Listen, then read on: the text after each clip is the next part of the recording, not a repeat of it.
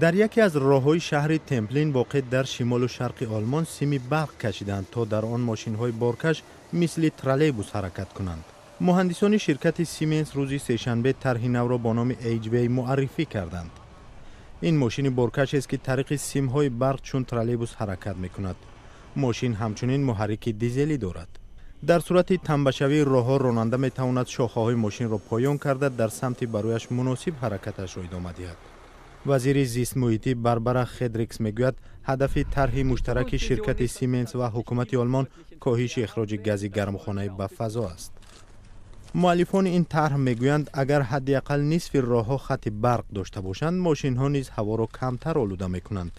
آلمان قصد دارد تا سال 2018 تکنولوژی نو را در منطقه شمالی شلزویگ، هولشتین و هسن در مرکز کشور مورد استفاده قرار دهد.